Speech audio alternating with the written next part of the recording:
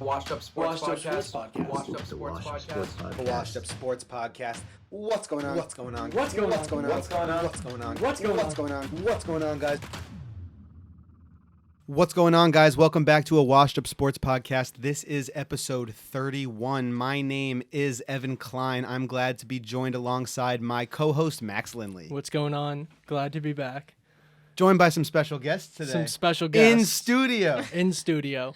Very excited. We are now joined by Carly Helfand and Sara Eljouzi of the Next Woman Up podcast. Thank you so much for being here, guys. Hey guys, thank you so much for having us. Yeah, thank you for having us. It's awesome being in person. This is our first ever podcast recording in person. Yeah, even me and Carly don't do this in person, so it's pretty interesting. No, and you guys have all the legit equipment and the studio. Yes. We're getting the star treatment, and Sarah already ruined it. Yeah, I'm ruining Max's home. By almost short-circuiting Evan's laptop, but I told her to move the crane, and then she moved it, and then it hit the cup, and some water spilled. So It's Evan's fault. I'll take 30%. Is that all right? Yeah, thank 30? you. Okay. So It's all good. We cleaned it up. yeah, we did clean it up.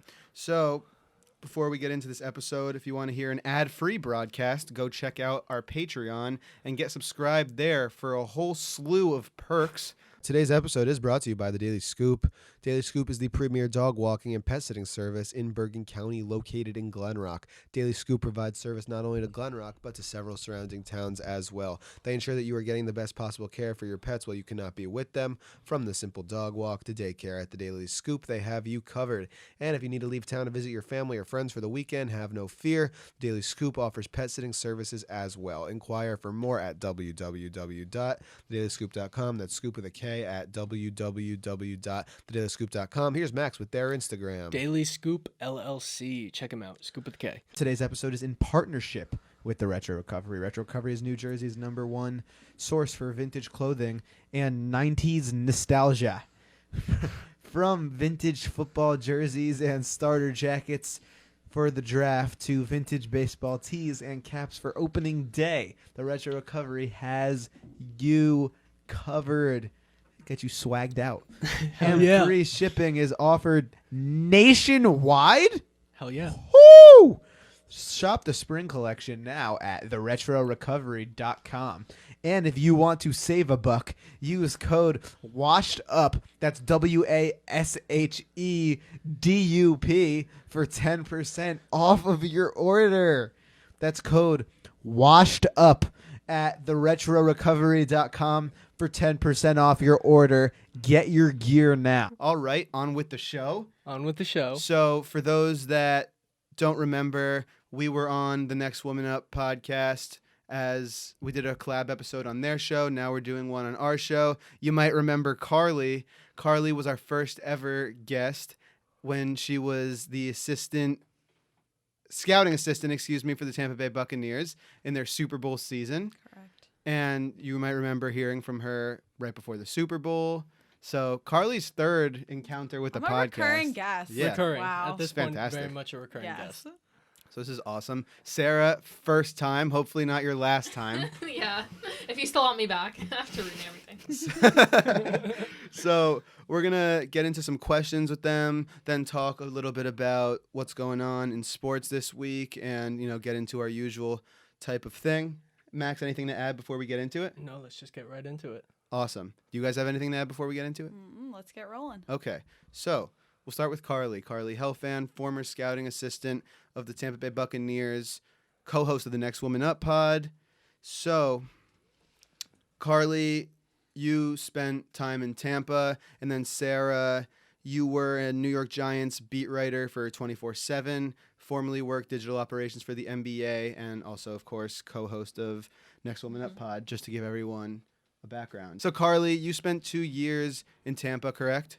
Correct. So tell us a little bit, remind the people what your day in the life of a scouting assistant looked like for those who didn't catch you the first time here, because it's very exciting stuff. Oh, cool. Awesome. So, I guess I'll talk about a game day an in-season scenario, because our kind of responsibilities look different as the cycle of the season went on. So game day week we would be in the office at like 7 in the morning. It was like a 14-hour day. We'd get in and immediately start getting to work we had to do. Normally would be pro reports in season because we're working on scouting the guys that would become free agents or just getting in our reports before the season is finished. So I had 3 of my own teams on the pro side. You end up writing about 200 reports, which is a lot. And then you also have your small college team. So I was responsible for a handful of small colleges where I was responsible for writing all those guys, getting the background on them, and predicting what I think they'd become if they were to get into the NFL or, a camp spot, something like that. We'd also just help out with any miscellaneous stuff. So we did a lot of point of attack tapes, which is kind of just a snapshot of what a guy looks like in season. And then we would do, we'd help facilitate tryouts as well. So just anything around. And then, of course, COVID added some more responsibilities for our day-to-day. Gotcha. So just quick question. When you say like a small college, what defines a small college? Is that not like non-Power 5 mid-major? Yeah, like... so it depends. Like Ivy League would go into that realm. Is that like a student body count is what they like think of as? So I would say more of like smaller schools where there's less talent, I guess you'd say. So you're looking more for like a diamond in the rough. exactly, there. like Yeah. more looking for an undrafted free agent type guy. Like Gotcha. that would be your diamond if you found an undrafted free agent. Most of these guys are camp bodies. Gotcha. That makes a lot more sense. So Yeah. Sarah, you started off beat writer with 24/7, then went on and did work with the NBA. Tell us a little bit about those experiences and what you did in those experiences, what you thought of them, and then kind of talk about how you took those experiences and how it helped you, start the podcast with Carly and everything from those experiences that kind of goes into what you're doing now. Yeah, so I think that anybody who's interested in doing sports, like writing is really your foundation. That's all my mentors told me. So being a beat writer, it's a lot of, on the spot writing, 3 a.m. when games are over. So that really prepped me for like a fast paced environment. And it was covering the Giants and the Mets. So it helped like, the regional experience, getting some local contacts from those teams. And then I transitioned to the NBA where I worked on their digital products. So when you open the NBA app, at the time I worked there, there's an app for fans internationally and then an app for fans domestically. And so you'd work on like what do fans in Brazil want to see versus India versus like New York City and trying to develop content around that and the NBA's like overall marketing strategy, as well as trying to improve the quality of like their graphics and league pass and whatnot. So it was a really interesting environment. And then as far as like me and Carly's dynamic, we have like our, niches. Like Carly's very much like football oriented and I'm basketball oriented. And, we, ever since we were in high school, we just always talk about our love for sports and like bond over that and wanting to bring that like female aspect and like the side to it. So it's cool to talk about something when you're 15 years old and now we're 25. So it's like, it's pretty crazy, I think. No doubt. Absolutely. I mean, like, so my question is, because obviously Evan and I, no jobs yet. He's still in school. Right. I'm doing other stuff. But what is it like interviewing for one of these jobs where you're like going up to like a well-known network where you're writing every day, or the NBA, or you're working for an NFL organization? What is one of these interviews like?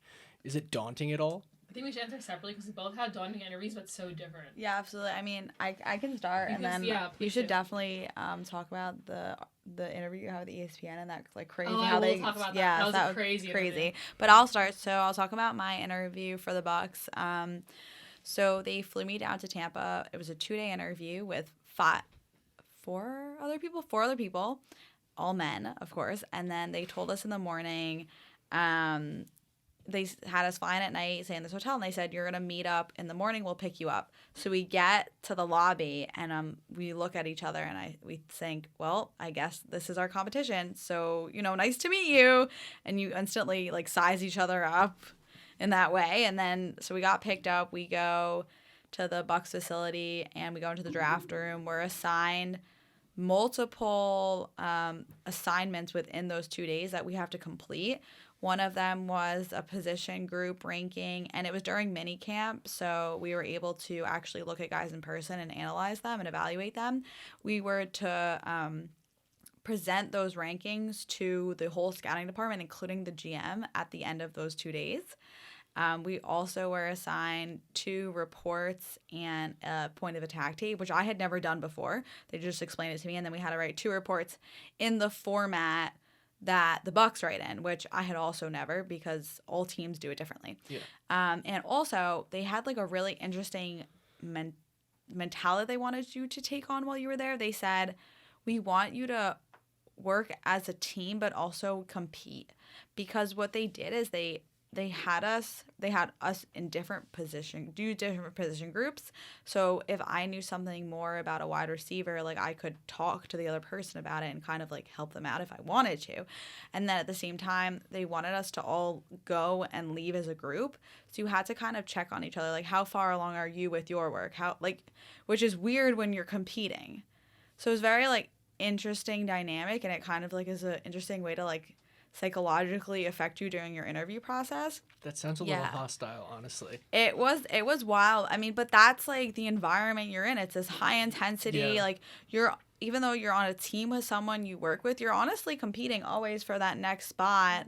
To move up within Exactly, the team. Yeah, right. no, absolutely. And that's kind of, I think, what they wanted to have play out in this like microcosm of those 2 days. That's interesting. That's Yeah. really interesting. Sarah, did you want to touch on your experience? I'll do like the ESPN one and the NBA one. So when I was in college, I had an ESPN interview, and I was only a freshman, so I was very like unprepared, but I was still like excited about it. And I get to the interview, and he goes, "What would you rank your like 3, like what would you rank your like strongest sport that you know the most about to like the least?" So I'm like, okay. So I'm like NBA, then I went college basketball, then football, then baseball or golf. And he goes, okay, so right after I answer the question, or I said baseball, right after I answer the question, he starts asking me, like, every baseball statistical question you could think of, because I said that was my least knowledgeable. So it's like a mind game, and then he just, like, went off, like, what is this pitcher's ERA? What's this? And it's like, in 1992, like, who won this award? And I, like, just clueless, like, I was a freshman. And it really just showed me, like, and I remember I talked to Anish Shroff, who's a very well-known guy on ESPN, and he gave me advice one day. He was like, everyone, when they do sports, they think of, like, if I know the NBA and if I know NHL and NFL, I'll be fine. But he's like, if you want to work for ESPN, you have to know golf, you have to know lacrosse, you have to know all these little like niche sports. And I think not a lot of people think about that. Like you ask the average person for like lacrosse stats or golf stats, like they're not really gonna know.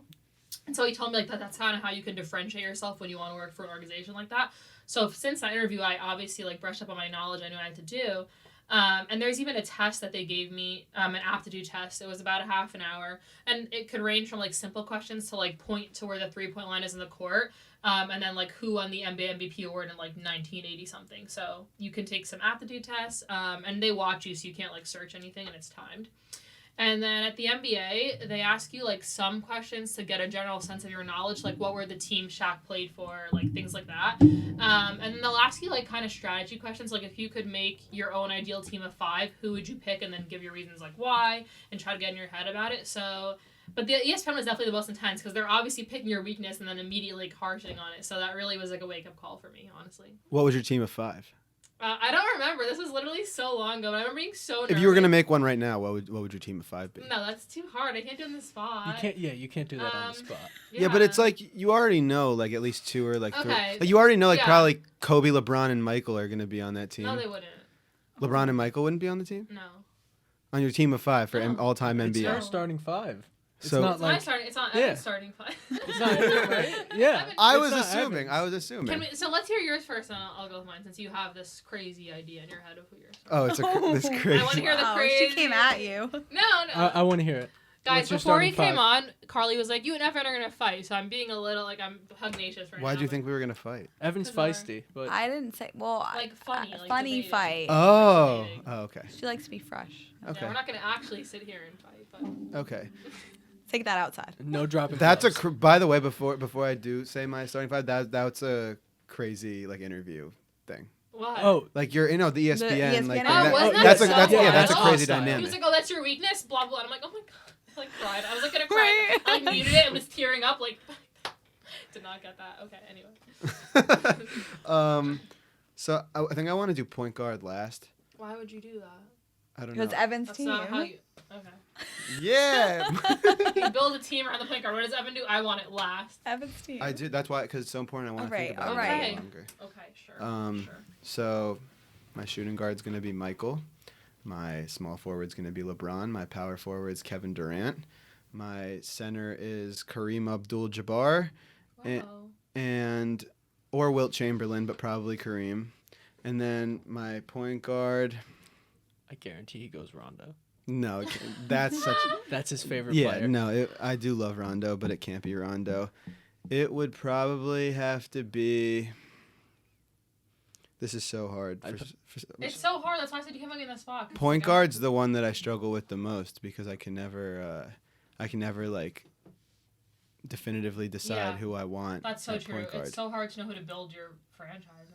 Do you agree with that? Point guard would be the hardest to like. Yeah, because people always ask me in debates, like, oh, who would you build a franchise? And they give me, like, the top 5 point guards. And I'm like, I don't, it's just, depends on other pieces. I'm gonna go with Allen Iverson as my Wait, point that's guard. who I was going to choose. I was actually about to say that as well. I'm gonna say you should go Wait, that's who Allen I was gonna Iverson. choose. Yeah, What is this? You can't agree. You're not. He's I know, insane. this is weird. I mean, I love Allen Iverson. He's awesome. Would you pick, you wouldn't even consider Steve Nash if you could pick anybody? Steve Nash is definitely in the That's conversation. what I was, because I was thinking about that. He's But, totally in the You conversation. can have one alternate of your 5. We should allow that, like an alternate, Yeah. like Yeah. a 5 like and a an sub, alternate. like a little, An alternate. I'd put Kobe deserves to be on the team. You think? Kobe didn't I you. absolutely You do. didn't choose him. I on Hot believe take, Kobe. Ev. Yeah, but like I needed Michael and LeBron You at 2 and needed 3. them? 100. I needed them. Yeah. Actually, let me think of who I would change on your team because I feel like you have a very solid team. I feel like I actually like your team a lot. If we were picking like current NBA players, I'd go with Dame, obviously, to start. Obviously. I would probably put Dame at point guard too. Dame Really? or like Kyrie.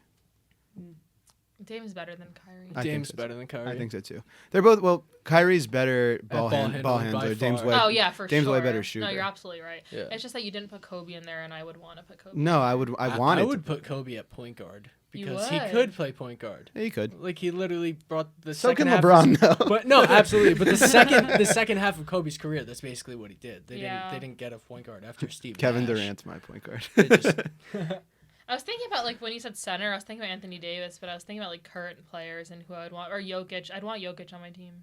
All time. Jokic He's is just a too beast. valuable. I mean, yeah, He can do everything. his Like, why would I facili- not want him? his facilitating skills are Yeah, unheard of. That's what I'm saying. you know? So that's the only people I'd change. But I think you built such a great team, Evan. Thank you. I Yeah, appreciate So it. who's yours? I said who I would change, but like I would, Okay. like I kind of stick to a lot of the people. Like everyone has like their classics, like a LeBron or Kobe or MJ. But then you have like the ones you would alternate between. Like shooting Definitely. guard is tough. What do you think of my Durant pick? You said Durant. He's my power Yeah. forward. Oh, I didn't. That's a great pick. I think Kevin Durant is the best scorer of all time. I was agree gonna with say I that. actually agree with that, but I don't know if I'd choose him just because my bias against him. It's fair. That's very funny. That's fair. Yeah. Anyways, we will definitely get back to NBA talk because that was like We got it on I the enjoyed agenda. I enjoyed that thoroughly. So let's get to your podcast. You guys started Next Woman Up.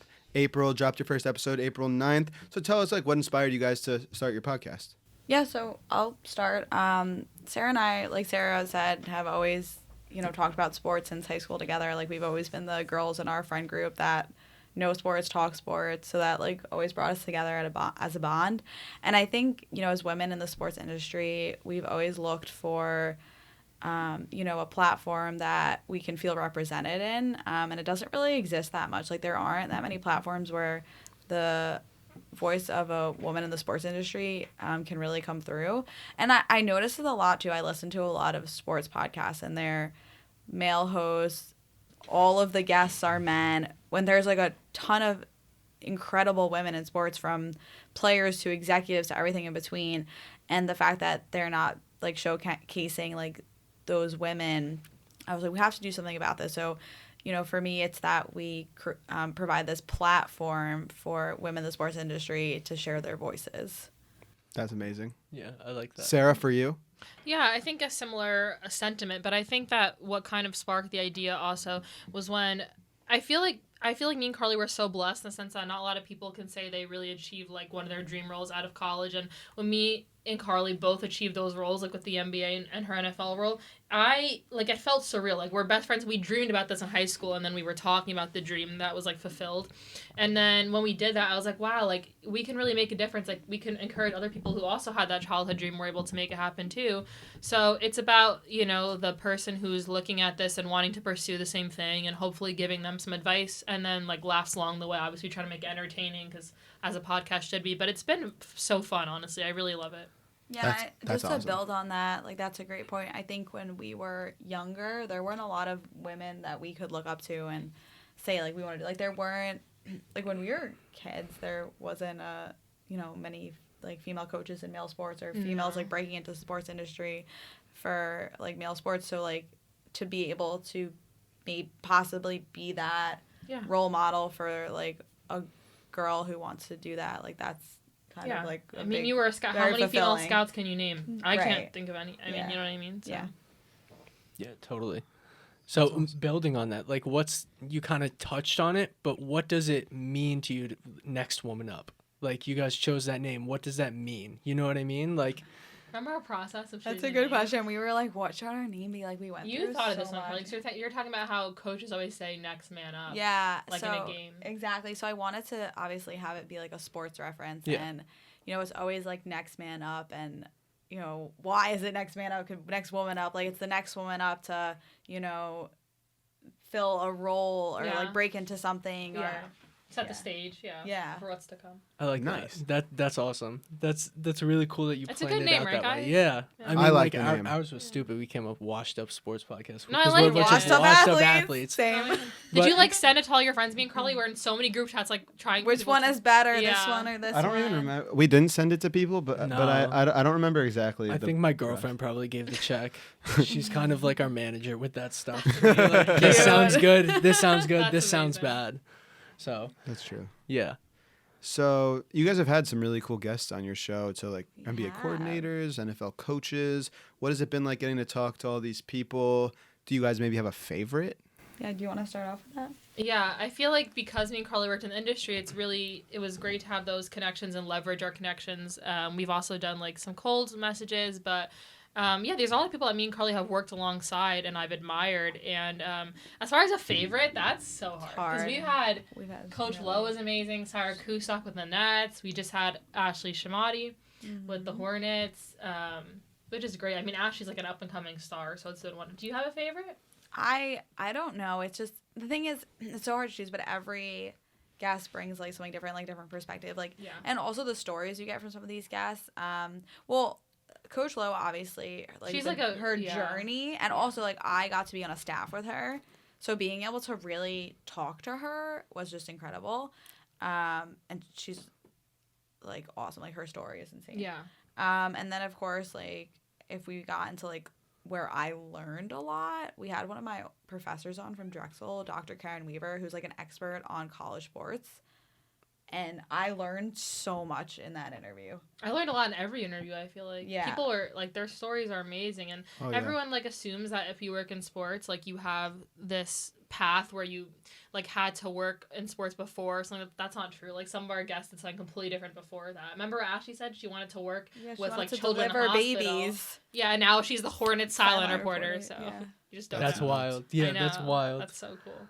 So you mentioned that you got to interview someone that you previously worked with. Was it weird flipping the roles and being on the question asking side of it? Because I know for me at least, when we started doing interviews, it was very weird asking people questions and getting to. So like, was that strange for you? I mean, not really. I think with Coach Lowe, like, so because like she's the Bucks assistant D-line coach, so like we worked very closely together, and I think like it was just like easy for me to talk to her. She's such like an open person that it wasn't like intimidating or anything, but it is like I have been like people have written articles about me and stuff, and like I've been on like the flip side of the interview process. So it's like interesting to have that perspective when doing the interviewing yourself. Interesting. So what would you say the biggest difference is? Being on the flip side, like, do Well, you appreciate the way other people interview you, or do you? Well, I think you can take what you like and what you don't like. And I also think that Sarah and I like really try to ask questions that are going to lead to like a deeper answer.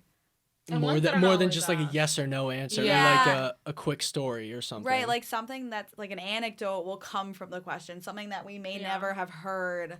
Exactly. Yeah. Like, that's our primary goal to have something that, because honestly, like, I feel like a lot of people ask the same questions, like, how did you get started, and who's your favorite athlete, and, like, those are fun, but me and Carly try to get, like, the ones that no one's heard before. Right, like we interviewed, she is an inside writer for the Bucks, Carmen Vitale. We interviewed her, and I kind of like ad-libbed a question, and it ended up being like this incredible story about her experience with Bruce Arians. Yes. And like how like her like meeting him came full circle.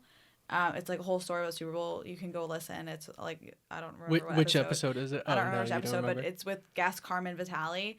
We'll link soundbite it. was We'll link it amazing. below. We'll link it And below. it was like an incredible like story because she talks about the moment she met BA to like the full circle of like winning a Super Bowl with him, and like we wouldn't have gotten her that story if I didn't like squeeze in this question. Yeah. Yeah. You call audibles a lot when you're doing interviews. Yeah, QB1.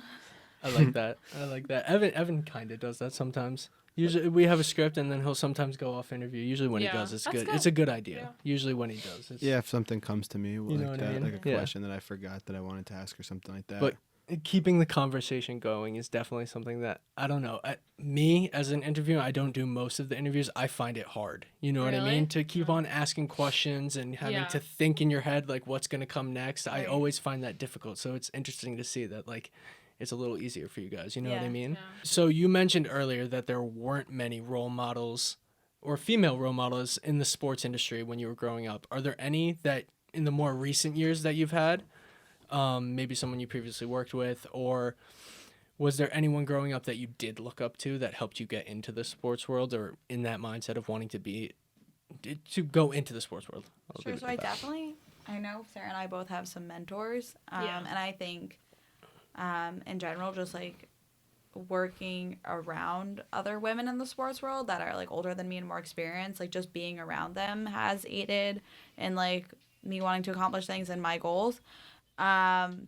But I think that like I've like you just keep like looking for more people to look up to, but also like my mentor is someone that I worked alongside when I was an intern. When I worked for Philadelphia Soul, he was the GM and I was like basically his right hand woman, and like he's been there for me since then because like I worked my ass off for him, and that's kind of the lesson: you work your ass off for someone, they'll respect you and want to help you. And he was a player in the NFL at some point, so he's like been really awesome for me, and I think you just find people like that along your journey. I also had some like awesome professors in college, and some of them were women, and they had accomplished like the most incredible things in their career, and to be able to learn from them was a huge step in inspiring me. I like that. Sarah? Yeah, for me, when I think of like some big names, like Doris Burke was one of the first people that ever made me. Yeah, she's just a legend. I feel like everyone in basketball just loves her. But and even like industry insiders that I've talked to, like it's so funny because you look at the TV and you don't know these people, and you're like, I hope they're nice. And then I talk to people who actually know Doris on a personal level. I'm like, she's lovely, and I'm like, that's amazing to know that she's also wonderful. And then one of my mentors, the Portland Trailblazers silent reporter Brooke Olzendam. I met her at MSG and I flew to Portland to shadow her, and she was just an amazing mentor. She's a wonderful person, and when you work in the industry, and I'm sure Carly can attest this, not everyone is genuine and has your best interest at heart because it's so competitive. So meeting those mentors like really will make or break your career, I think, personally. Absolutely. Like, there's the phrase, don't meet your heroes, and sometimes that's the case, but sometimes you luck out and there's some really genuine people. So Yeah.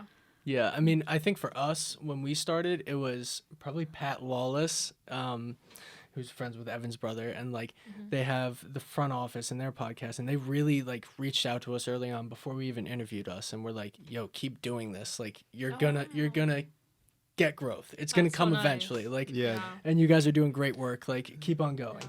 So They it have is crazy- great they to have a get. crazy following. Yeah, they definitely They're do. like I think they're like over 5K on Instagram. Oh damn. I think something Yeah, like but that they've crazy. definitely been like that for us. I feel like when we started the podcast, they were like, "Hey, like you guys got it. No worries. Yeah. Like you guys got this." it's so important to have those people because sometimes you'll like be stuck in the moment and think, oh, this is going nowhere, and like kind of get down on yourself. But it's important to have someone who's accomplished in what you want to do telling you like, you got this, like, you're good at this, like you have all these skills, like, just stick with it. Yeah. Yeah, Yeah. definitely the boost of confidence helps. Yeah. Sure, absolutely. So, being a woman in the sports industry, it's an industry that is previously dominated by men. Is there something you want to say to combat this crazy, insane stigma of women in sports?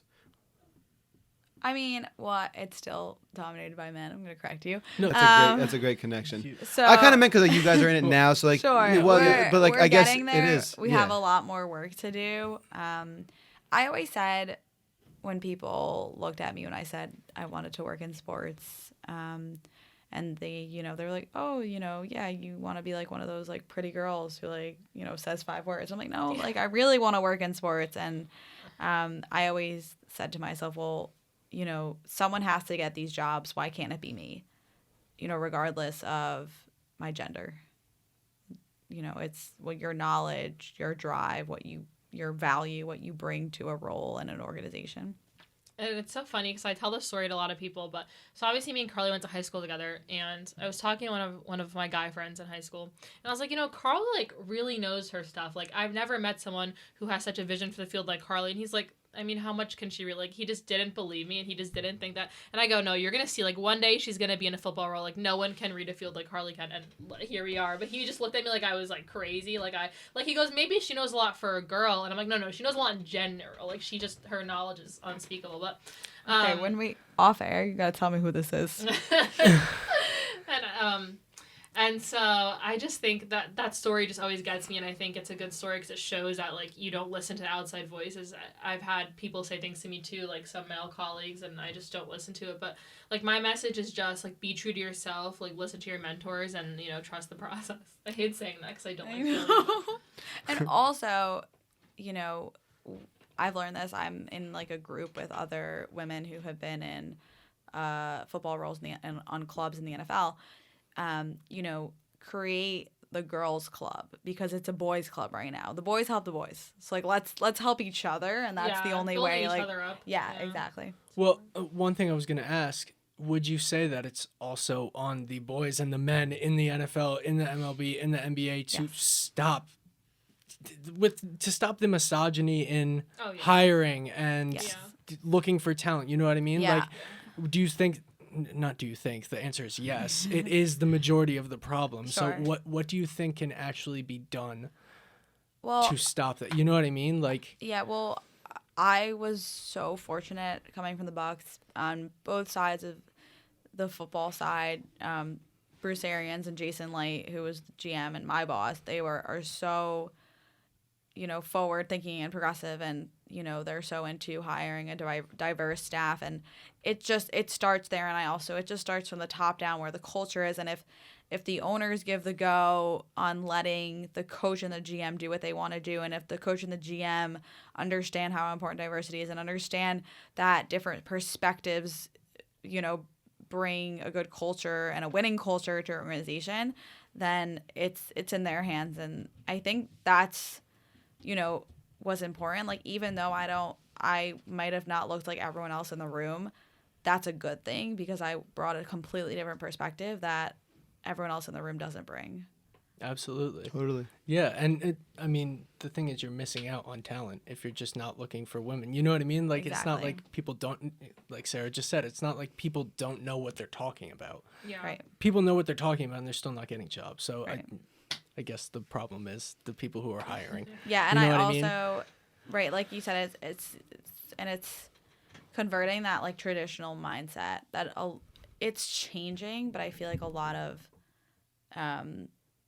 people of power and people of influence in like the big four sports still have that traditional mindset, Mhm. and until like that switch is flipped, it's like we're just gonna have to keep pushing with progress. So do you think once the younger generation, kind of our generation, starts getting into those managerial roles, we'll start to see big shifts compared to think now, so. where we have like not to be offensive, but like old people who have been in positions of Yes. power for so long, who keep on to their old ways of thinking? Yeah, I because think so. someone has to break the barrier. Like when Becky was interviewing for Yes, NBA head that coaching was roles, huge. and she didn't get it, right? And it's like, I think it's because no team wants to take the gamble and like be the first to do it. Yeah. But like there always has to be a first. And once Yes. you're the first, there's a path. Right. And like, yeah, you have to have some guts to be the first, but those end up being the most respected people. Yeah. Absolutely. History looks back well on the team that took Jackie Robinson. You know what I mean? Yep. Broke the color Absolutely. barrier. Absolutely. Nobody's mad at the Brooklyn Dodgers for that. Yeah. Of course. So That's a great point. you make a great point there. What else we got? So before we get into this week's sports news, we like to ask everyone this, but specifically, is there one piece of advice you guys would give to a younger girl, someone in high school, someone in college, maybe middle school, who's aspiring towards a career in sports? Yeah, Sarah. I was gonna make you go. Okay, I'll go first. I think, like I said before, the biggest thing is don't doubt yourself. Like, you know, if there's a role and you want it, like why shouldn't you get it? I think that's was always the thing I told myself. Well, these jobs are available. You know, someone has to get it, and that someone can be you. I also think a big thing is do not be afraid to pick up the phone, talk to people, talk to anyone you possibly can. Even if you don't think they can help you, they might know someone that can help you. You know, like it's such a cliche, but network, and that is really how we get our roles. And being able to talk to someone is a huge skill. And also one more thing, and this is something that I wish my freshman year college self knew. If there's an event you want to go to, if there's someone you want to talk to, if there's something that you think will help you in your career, don't be afraid to go and go alone. Like if no one wants to go with you, if none of your classmates want to go with you, if none of your friends want to go with you, just go alone and, take pride in yourself as an individual and take pride in just keep picking your head up and having courage to go to something alone that can help you with your success. Yeah, and taking initiative. Exactly. Yeah. I really can't echo the networking sentiment enough. I'll share a small anecdote to hopefully inspire others. But I had an interview my sophomore year of college to be an intern for the NBA. And I did not get it, but that's not the point of the story. The guy that interviewed me, I left a really good impression on him, and he really liked me. And even when I didn't get it, I still reached out, still thanked him, still left an impression, kept in touch with him. Lost touch. I get to the NBA. Now, it's years later. Now it's after college. I walked to the mailroom. Who do I see? The same guy that interviewed me. And he remembered me. And so it's whether you get a role or not, your attitude should always be positive. You should always be thankful to people and keep those connections. That was 5 years later, and now he's a mentor for my life. So, yeah. Wow. That's great, Yeah, guys. It's all about building your network. Anyone is just another Link someone to the that you chain. can add to your web. Yeah. Exactly. Especially when you don't need it. It's important to keep those connections even when you're not even looking for a job. You should be reaching out and talking to people. I like that. I like that a lot. That's a different perspective than I've ever had, honestly, because obviously you want to network, but just like you just said, when you don't need a job or when you don't need something, you still get your name out there, still keep on talking to people because you never know when an opportunity is going to come. I'll always, if something in the news, relates to that person. Oh, hey, I saw this, true. thought you'd enjoy this, or the season's starting. Good luck this season, or anything that Happy holidays. right, Literally anything. And then to spur a conversation, they'll ask you what you're up to, and it just keeps that relationship and then people going. call you with roles. I've had people from the NBA now call me with roles. Right, they'll keep you in mind because they Yeah. know, you're attentive and, that kind of stuff. Those are good answers. Most people, when we ask, what would you say to younger people who want to do this, they're just don't give up, practice. Yeah. Yeah. That was good. Nice detailed answers, Yeah, I'm guys. not trying to, speak like a motivational quote on a poster. Hard work beats talent when talent doesn't work hard. But anyway, we're going to get into some of the things that have been happening around sports this week. Obviously, the NBA Finals is going on, which is massive. Suns are leading the series 2-1 as of Tuesday. We're recording on Tuesday, as always. So, obviously, Suns won both of their home games. Then in Game 3, the Bucks showed out. Giannis with 41 points absolutely came to play. Sarah, being the big basketball fan, what do the Bucks have to do to win this series? Can they win this series? The Bucks cannot win this series. It's not gonna happen. Wishful thinking. If you're a Giannis fan listening to a Washed Up Sports Pod, I'll try to be optimistic for you guys. So nice of you. I know, I'm so kind. Wow. I realized that Chris Middleton, his shots finally started falling, which is just a luck thing. What happened the other night, it's not going to happen again. Devin Booker was 1 for 7 from the 3. He's just not going to be that awful again. It was an off night. Chris Paul had too many turnovers. But the Bucks are an amazing defensive team, rebounding. They really limit second chance points. They definitely need to do that. Drew Holiday's going to play a big role. The whole bench will. And they had more free throws, they took more shots from the line. So those little things will make a difference, as well as coaching adjustments. But realistically, it's No, no. So if you recall, Evan and Max had a prediction our podcast. They said Suns in 6. Does that still hold? I still think That's so. a pretty good. I think that's pretty good. I think that's pretty solid. Do you think that? Do you think Suns in 6? Or do you think The do series you think doesn't they start close till it someone out? wins an away game, right? I would have to agree Suns in 6. I think that's a Alright. good sentence. Somebody's got to win an away game one time Yeah. or another. Yeah. You know. All right, so game 4 Wednesday. Obviously, we're recording Tuesday, but based on what we've seen so far, it's the Suns. It's the Suns. It's the Suns. Who's the MVP pick here? Yeah, that would be the next question. Who do we think is the Imagine Chris MVP? Paul wins MVP and does like this will be like such a shining moment in his career. Like, Yeah. wow. He could win MVP. I mean, from getting don't think traded Booker will? around. Booker could definitely win MVP as Yeah. well. I think Booker will get it. She thinks Booker will You get think it. Booker? Yeah. I would like DeAndre Ayton to get it, but I don't. He's been amazing. Yeah. He's amazing. And he's so young. Yeah, he's great.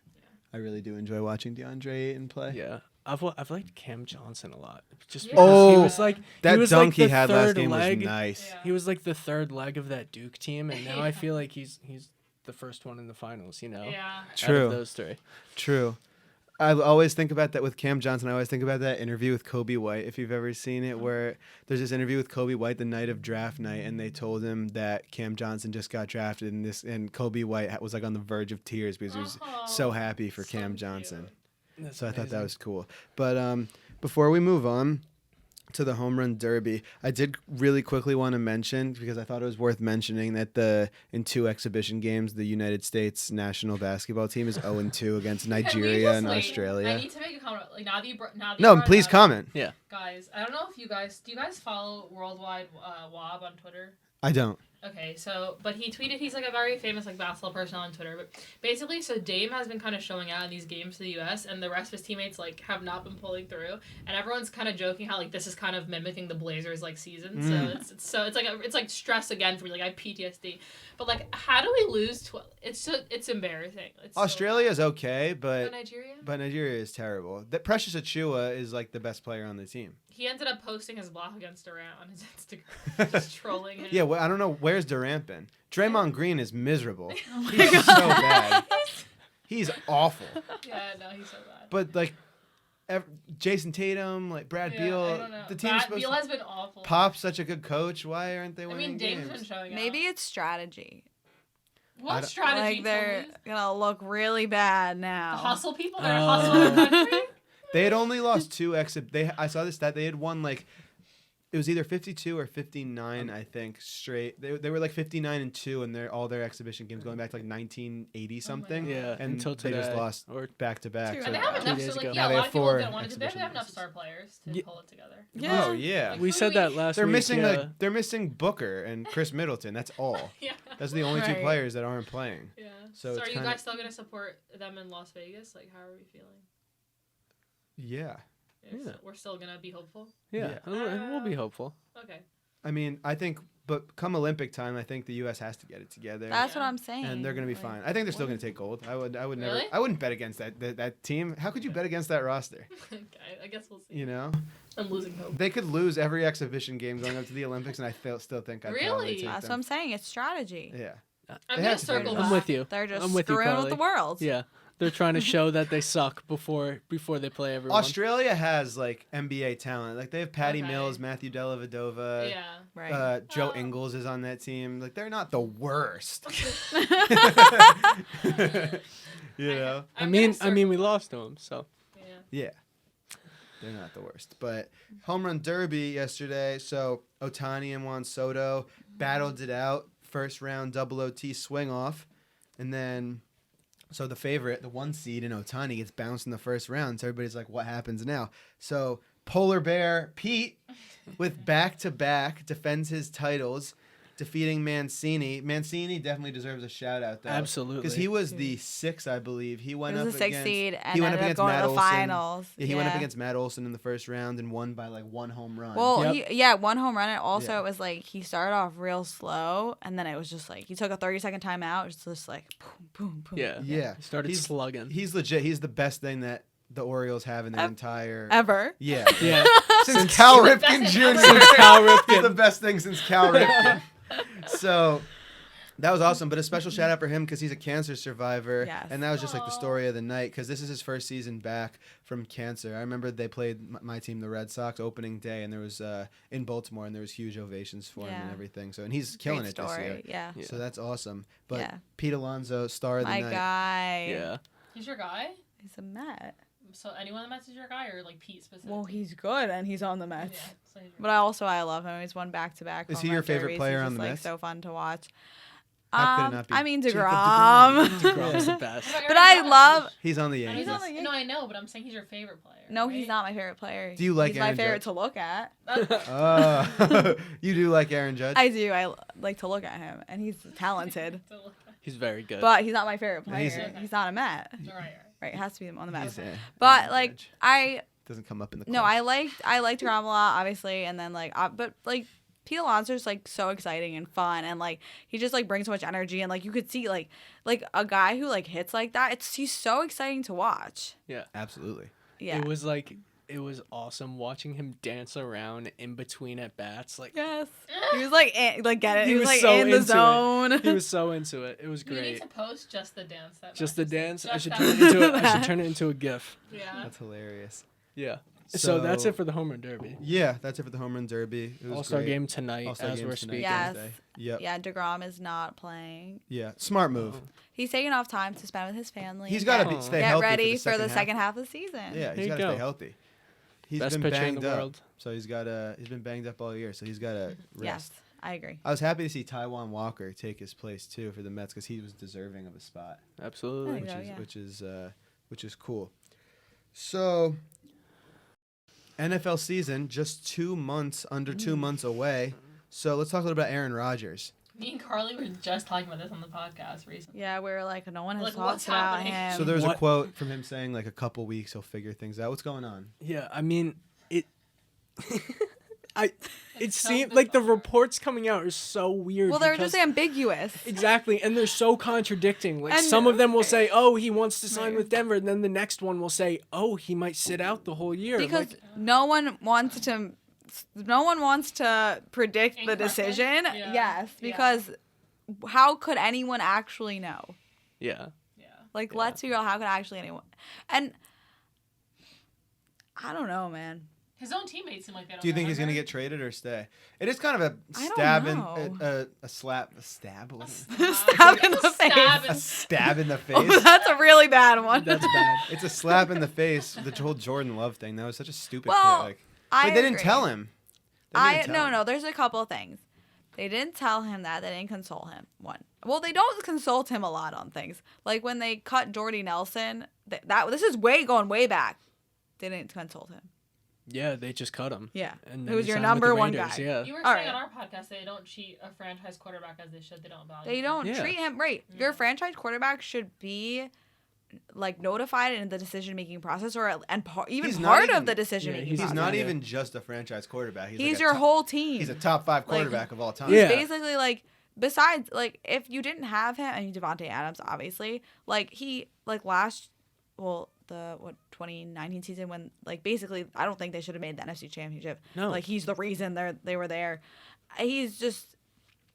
If I had a talent like that, I'd be bowing down to him. I'd be like cleaning his shoes. I mean, like I'd do anything to make him happy.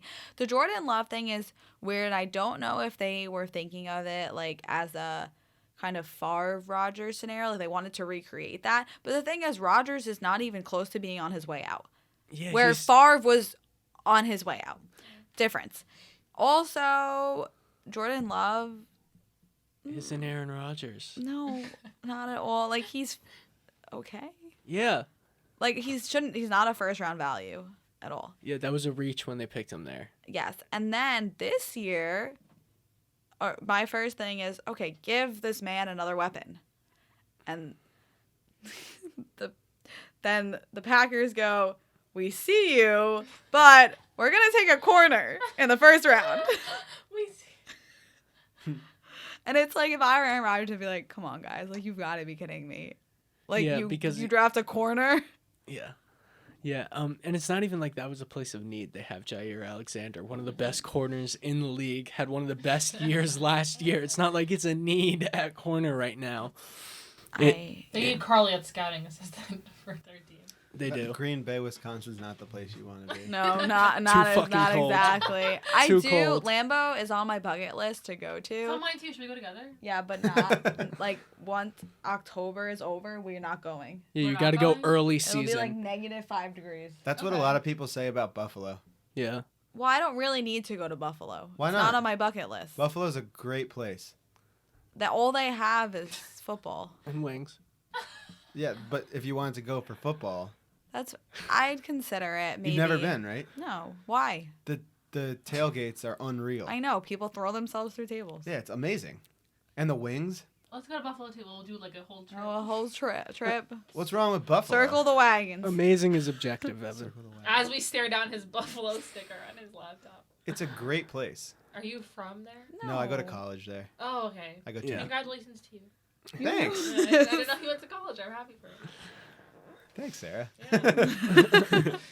But Carly, Yes. so talking a little Giants, what's this season have in store for Danny Jones and the New York Giants? The You know, New it's York kinda- Football Giants. The New Yeah, York Football it's kind of a Giants. do or die season, maybe for So, him. there's a couple things I have to say about Danny Dimes. All right.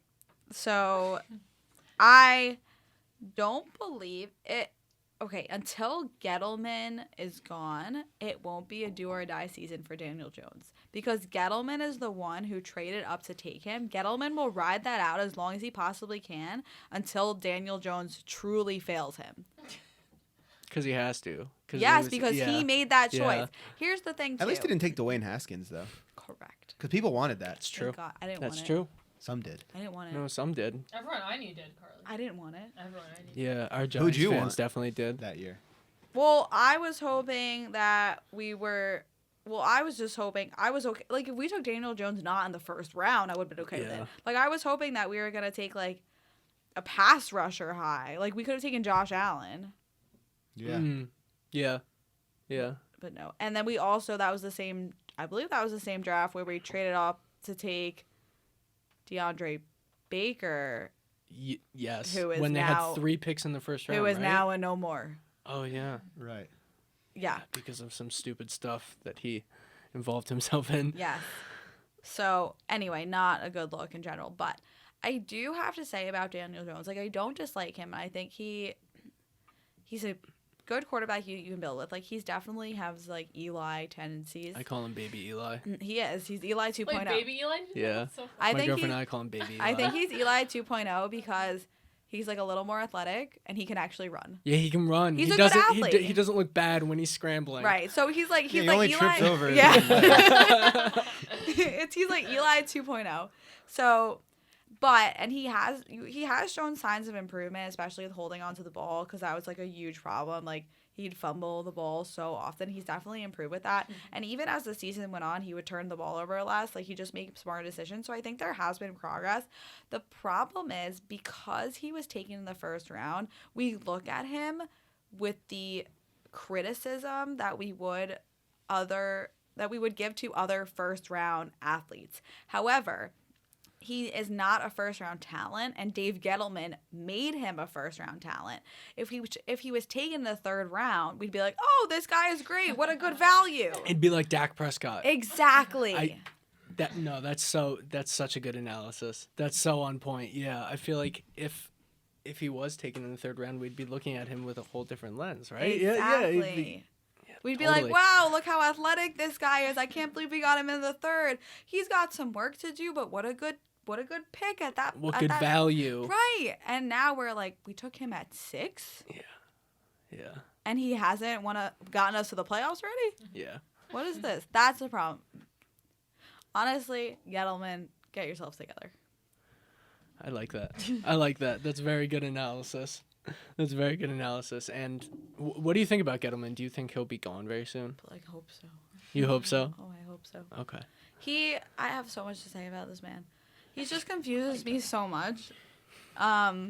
So sometimes he's a fairly good drafter, and he was good in free agency this year, but historically hasn't been good in free agency because I feel like he doesn't know how to negotiate. Like I always go back to the trade for Snacks, Damon Harrison. Yeah. Like who still was valuable at the time, he was like, we'll trade you Damon Harrison. They're like, great, we have $3. And he was like, I'll take it. He just wanted to get rid of him. Yeah. Like, guys that he didn't draft, he just wants to get rid of. For example, he was going to cut BJ Goodson, and the Packers, like, swooped in and said, we'll trade for him, which was great because then the Giants ended up getting something in return. But he just wanted to cut him, and then he replaced him with David Mayo, who he had drafted in Carolina. David Mayo is not as good as a player as BJ Goodson. So So it's let's- selfish. It's selfish. Isn't it? Right, he Oh, wants so he players wants that player he that he's has like drafted. touched Yeah. and handpicked That's and so whatever. selfish, though. Yeah. I agree, That because doesn't that's sound like a good formula. that's really, it's like the way, and I learned this when I scouted, like the way you build a successful team is this guy upgrades this guy. So it's like, if this guy doesn't upgrade this guy, but they're the same cost and all the other same things, and they're a good character, like all the things align, but they don't upgrade, then why are you bringing him into your team? Yeah. It's like Yeah. every time you evaluate someone, you say, this guy upgrades this guy. Or this guy isn't as good as this guy. Because it's all about making your team better. Yeah. So I don't know. And then I was like, wow, Dave, good job this year. You finally figured out what trading looks like in a draft. Look at all the shit we got. Yeah. They did a good job I'm this so glad draft. you figured it They- out. they did a Fine, good it's about job. time. Yeah. Carly for Are you GM. supportive of Kadarius Toney? Yeah, I like him. I liked that pick. I like him. I think Maybe it's a little gonna, early. I think it's gonna. I don't know about that. I think he was a first round guy. He's pretty good. Late in the first round. I also think. Pairs well with Galladay, I think. Yeah, but I think it's gonna take him a bit. Like, I don't think it's gonna be seamless right away because he's like such like a gadget guy that he's gonna have to find his role. Yeah. Yeah, I mean, I feel He's like not this big man who goes up and No. gets the Yeah. ball, you know? But what I love about him is he can return. And Oh, we yeah, always yeah. love the value. He's of a super yeah. quick. returner. He's super Oh, quick. yeah. Yeah. That's his thing. Well, for he's sure. going into like a pretty packed wide receiver room already. Yeah. Right? Yeah. You got Slayton, you got Slay, you got you got Ingram over there who kind of plays the tight end wide receiver Sterling role. Shepard. Sterling Sterling Shepard, you got a Shepard. packed room over there. So, no, you're probably right.